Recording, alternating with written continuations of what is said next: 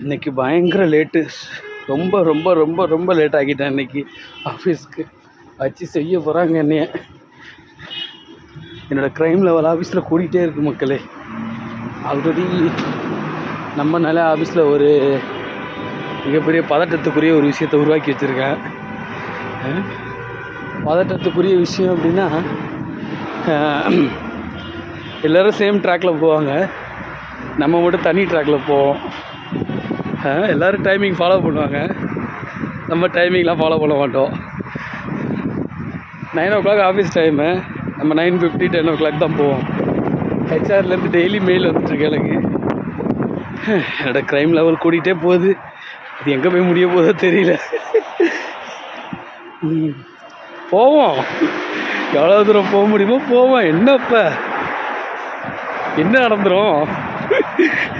ரொம்ப ஓவராக பேசினானுங்கன்னு வச்சுக்கிங்க, அப்புறம் நம்ம யாருன்னு கெத்த காட்டுற வேண்டியதான். நம்ம பர்ஃபார்மன்ஸ் அப்படி ஆஃபீஸில்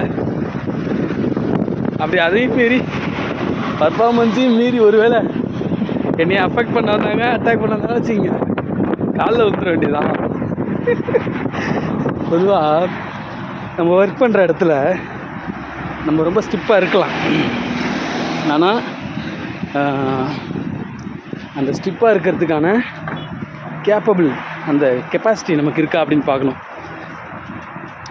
நம்மளுடைய பர்ஃபார்மன்ஸ் எக்ஸ்ட்ராடினரியாக இருந்துச்சு அப்படின்னா உங்களுடைய கம்பெனியில் நீங்கள் தப்பே பண்ணாலும் கேட்க மாட்டாங்க.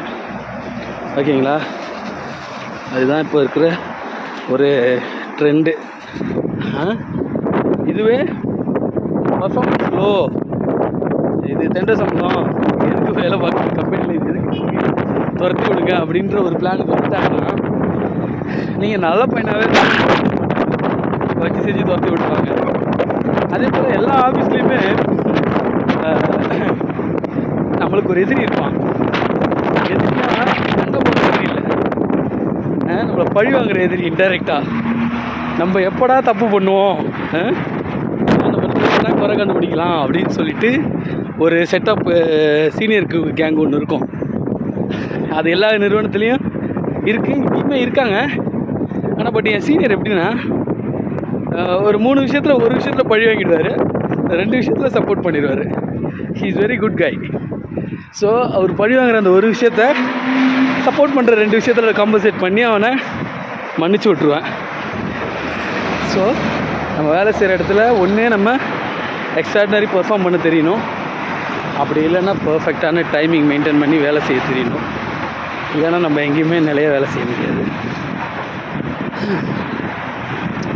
பட் எனக்கு என்னன்னு தெரியல, நான் பண்ணுறது தப்பாக இருந்தாலும் இந்த டைமிங் ஃபாலோ பண்ணுறது, இந்த மாதிரி ஸ்கூல் பையன் மாதிரி கரெக்டான டயத்தில் போய் இந்த அட்டென்ஷனில் நல்ல பேர் வாங்குறது, அதெல்லாம் நமக்கு தோண மாட்டேங்குது.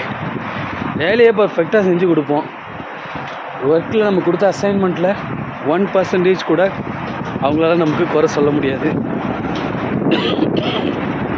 So will see.